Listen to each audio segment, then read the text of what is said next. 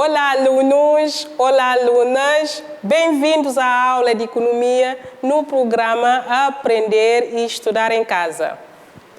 Sou Maria Nascimento Costa, professora de Economia do 12º ano. Espero que esteja tudo bem convosco e que estejam a seguir as normas sanitárias com responsabilidade, com serenidade e com espírito de cidadania.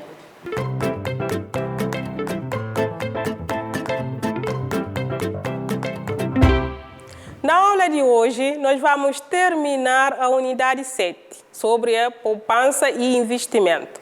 Para ver 7.3, o financiamento da atividade econômica, também vamos concluir com tipos de operações bancárias e o crédito e a taxa de juro. E 7.4, as instituições financeiras. Na aula passada, nós vimos como é que os bancos, através do depósito, criam a moeda escritural. Hoje nós vamos dar continuidade para ver as operações bancárias. De entre as várias operações bancárias, nós vamos ver as operações ativas e as operações passivas.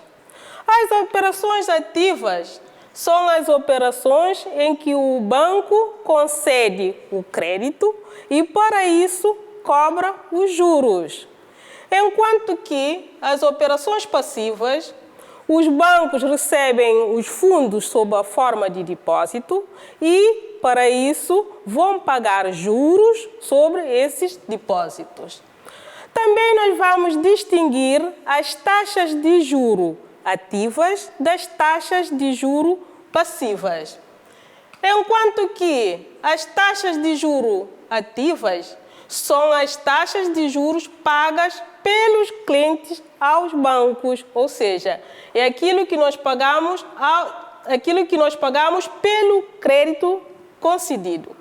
Enquanto que as taxas de juros passivas são as taxas de juros pagos pelos bancos aos seus clientes, ou seja, são as taxas de juros dos depósitos que os bancos pagam aos seus clientes.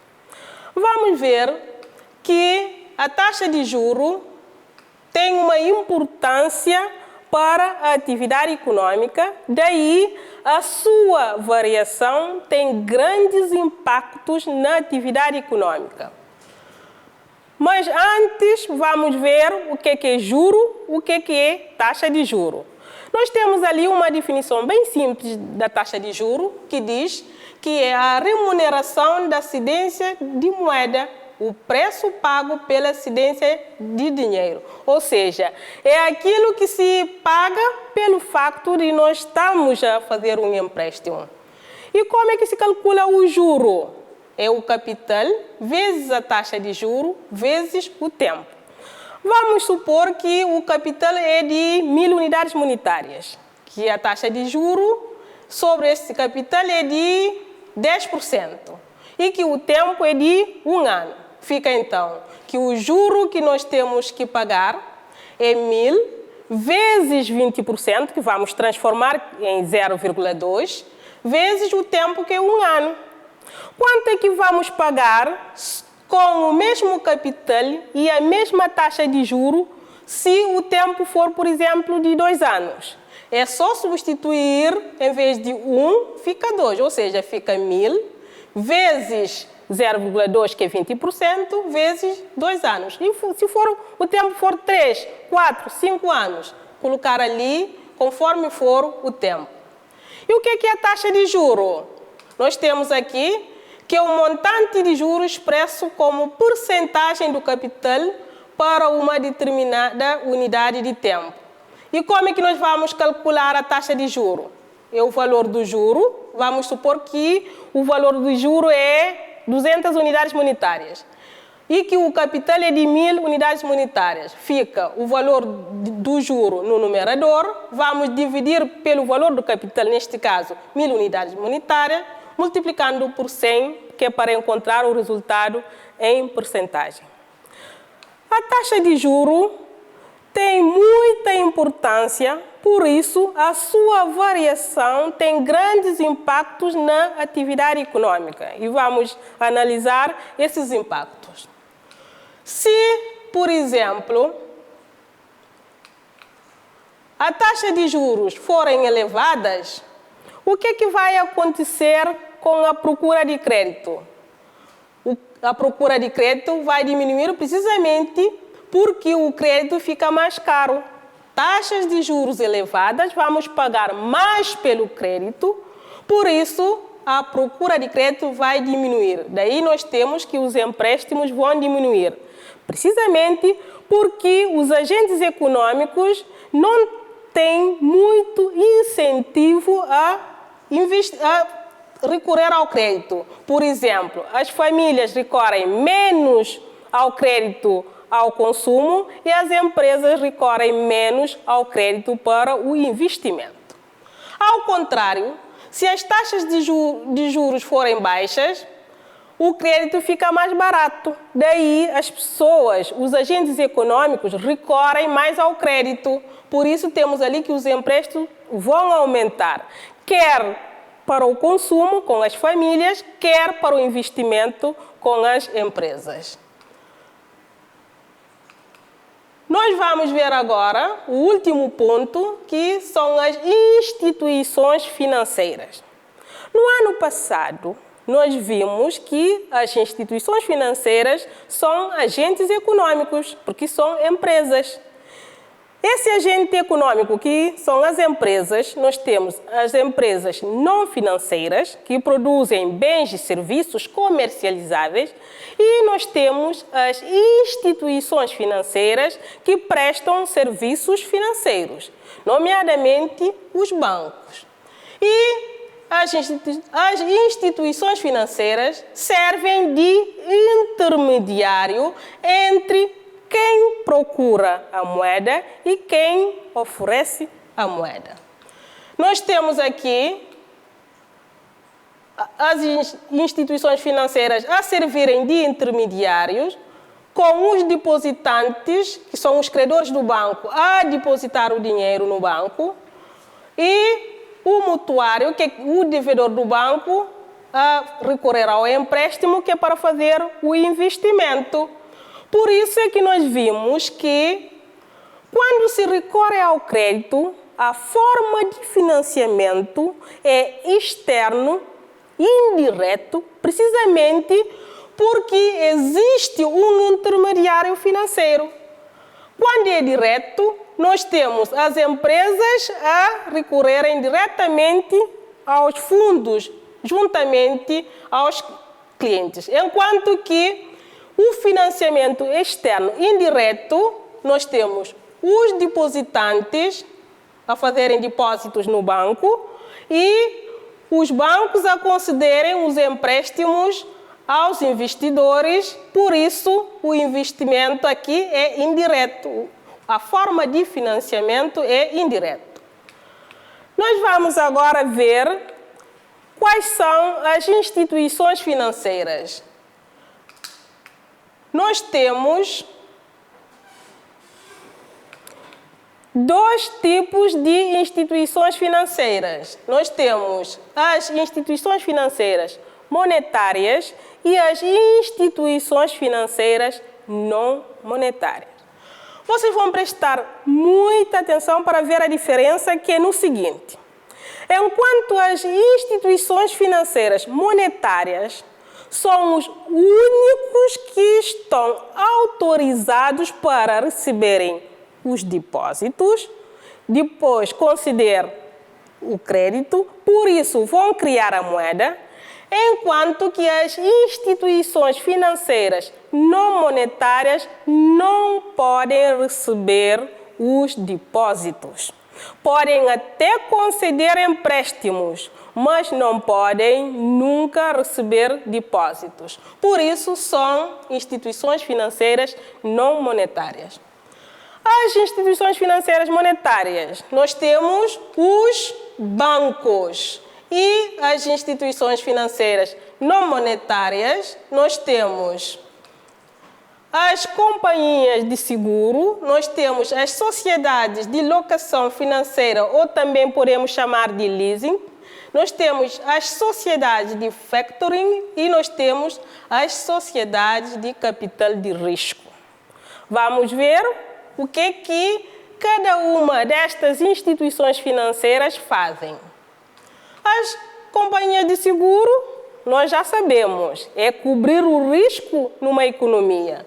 Vamos ver as sociedades de locação financeira ou leasing. Nós temos aqui um esquema. Através deste esquema, vamos perceber o que fazem esta instituição financeira. Nós temos dois elementos, o locador, que é a instituição financeira de leasing, e o locatário ou adquirente, que é quem faz aqui, quem quer alugar um bem móvel ou imóvel nesta instituição financeira. O que o locador faz? Aluga um bem móvel ou imóvel. Se for móvel, por exemplo, nós temos viatura. O imóvel, nós temos, por exemplo, um edifício, nós temos terreno. Quando aluga um bem móvel ou imóvel ao locatário, o que o locatário tem direito?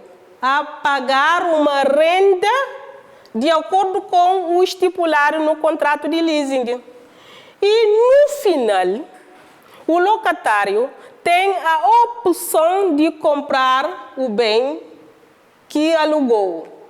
Caso não queira comprar, tem que devolver ao locador, ou também, se quer continuar com o bem, tem que fazer um novo contrato. E a instituição financeira de leasing não é nada mais do que um contrato de arrendamento com a opção de compra no final.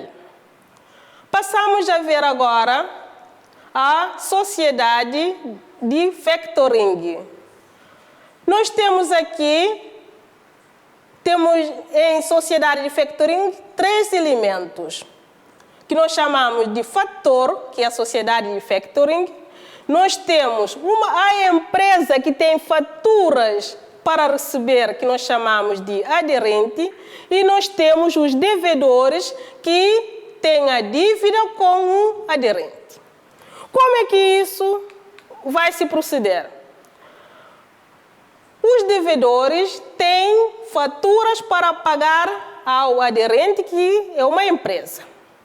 Mas esta empresa precisa do dinheiro antes de terminar o prazo de pagamento das faturas. Precisa faturar para receber no final do mês, mas precisou de dinheiro antes. O que essa empresa poderá fazer? Poderá recorrer a uma sociedade de factoring. Esta sociedade vai adiantar o valor das faturas. Por isso, o crédito, essa empresa vai ceder o crédito a essa sociedade. Para quê? Para depois cobrar aos devedores da empresa. Vamos ver um exemplo. Vamos supor que temos uma empresa aderente, tem o valor das faturas dos clientes, como por exemplo, 1000 unidades monetárias. O que faz? Precisa do dinheiro antes. A sociedade de factoring vai adiantar o dinheiro, cobrando uma comissão e juros. Daí, essa sociedade agora vai cobrar a dívida da outra empresa aos devedores. É isso que consiste o trabalho das sociedades de factoring. E por último, nós temos sociedade de capital de risco.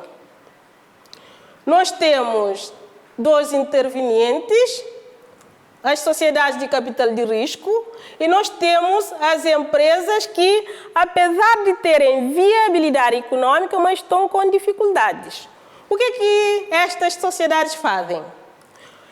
Vão comprar as participações na empresa que está com dificuldade. Para quê? Para recuperar como participando na gestão, dando aconselhamento a esta empresa. Depois da empresa recuperada, poderá vender ou não a empresa. Se vocês tiverem dúvidas, vocês sabem que podem perguntar aos professores de economia. E com esta aula terminamos de ver os conteúdos não trabalhados no terceiro trimestre do ano passado.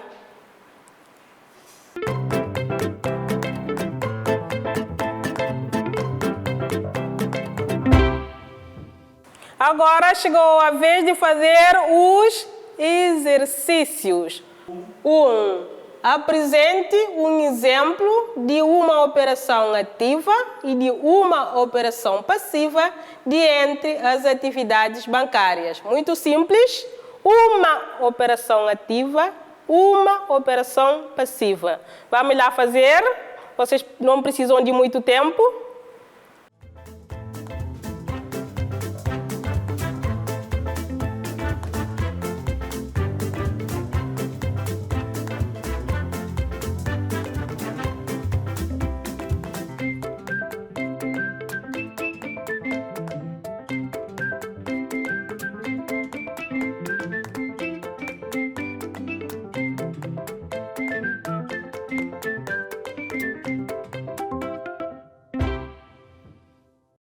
Você já tem a resposta? Sim?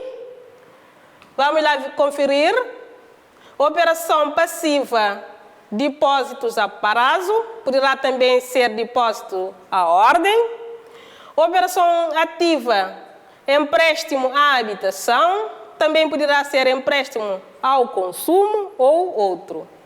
Vamos ao exercício seguinte, o exercício 2.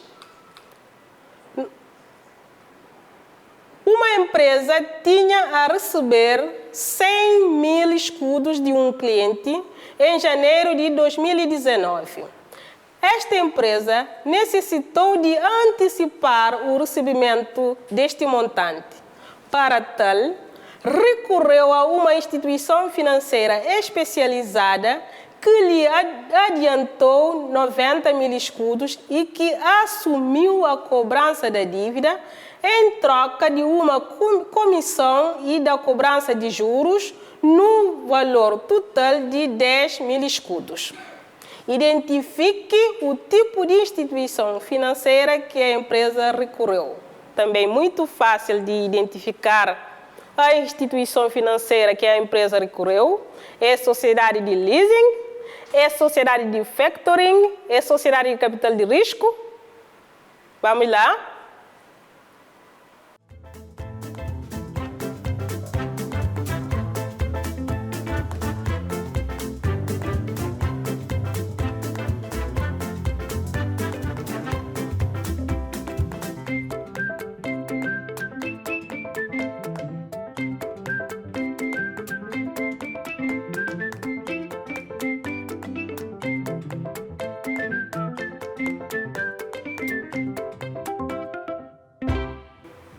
Estão a ver que todos já têm a resposta, porque a pergunta é simples, direta.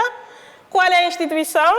É a sociedade de factoring. Todos fizeram assim? Certo? Podemos continuar. O último exercício, o exercício 3, que diz o seguinte. Uma empresa produtora de sapatos assinou um contrato com uma instituição financeira para a utilização de 5 máquinas destinadas à linha de produção de sapatos por um período de 5 anos. A empresa comprometeu-se a pagar mensalmente 10 mil escudos pelo aluguer das máquinas, podendo adquiri-las no final do contrato pelo valor residual de 700 mil escudos. A empresa de calçado recorreu a uma instituição financeira designada por, opção A, Sociedade de Capital de Risco, opção B, Sociedade de Cobertura de Risco, a opção C, Sociedade de Leasing, a opção D, Sociedade de Factoring ou a opção D, Sociedade Imobiliária. Qual é a opção correta? Também isso é muito fácil de responder.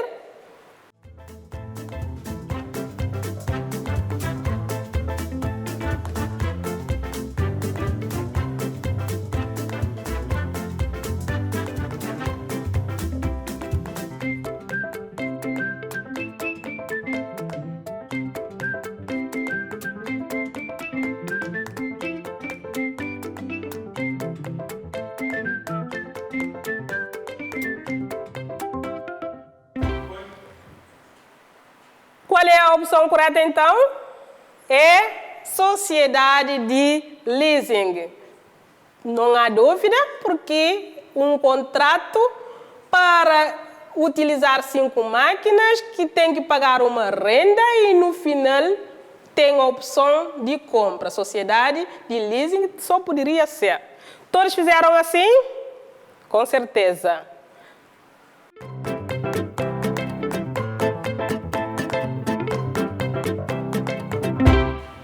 Segue agora um pequeno trabalho de casa. Pergunta 1. A subida das taxas de juros poderá provocar alguns efeitos negativos no crescimento da economia. Exponha 2 efeitos possíveis numa economia devido à subida das taxas de juros. A pergunta 2. Explicite a relação entre a descida da taxa de juros e a procura de crédito.